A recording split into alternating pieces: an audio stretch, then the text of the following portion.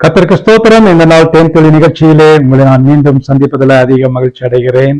கர்த்தர் இந்த நாளை நமக்கு ஆசீர்வதித்து தருவாராக. இந்த நாளில கூட சங்கீதங்களின் புத்தகம் 22வது சங்கீதத்துல 26வது வசனத்தை நான் உங்களுக்கு படித்து காட்ட விரும்புகிறேன். சங்கீதம் 22:26. சாந்த குணமுள்ளவர்கள் புசித்து திருப்தி அடைவார்கள், கர்த்தரை தேடுகிறவர்கள் அவரை துதிப்பார்கள், உங்கள் இருதயம் என்றென்றைக்கும் வாழும்.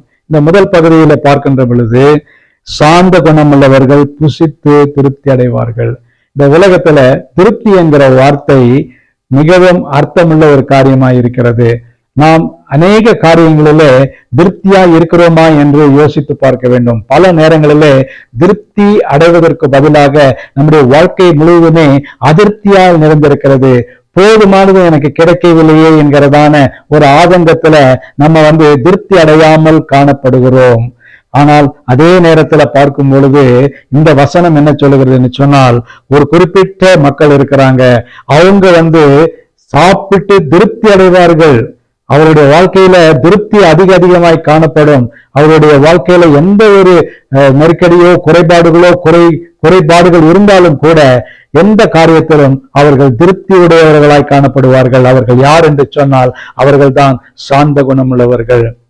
இந்த சாந்த குணம் என்பதுதான் ஒரு மனிதனுக்கு மிக முக்கியமான அலங்காரம். இந்த சாந்த குணத்தை உடையவர்களாய் இருக்கிற மக்கள் எப்பொழுதும் எதை செய்தாலும் அவருடைய வாழ்க்கையில ஒரு முழு திருப்தி காணப்படும். இந்த நேரத்துல ஒரு சாப்பிடுறதை குறித்துதான் திருப்தி என்று சொல்லப்படுகிறது. நல்ல ஒரு ஆகாரத்தை சாப்பிட்டு முடித்தோன்னு ஒரு திருப்தி இருக்கிறது.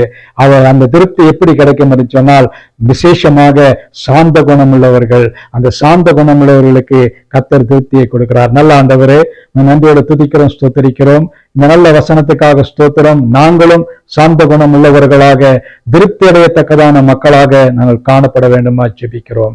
எதை செய்தாலும் எங்களுடைய வாழ்க்கையில ஒரு முழு திருப்தி எங்களுக்கு கிடைக்க வேண்டுமா ஜெபிக்கிறோம்.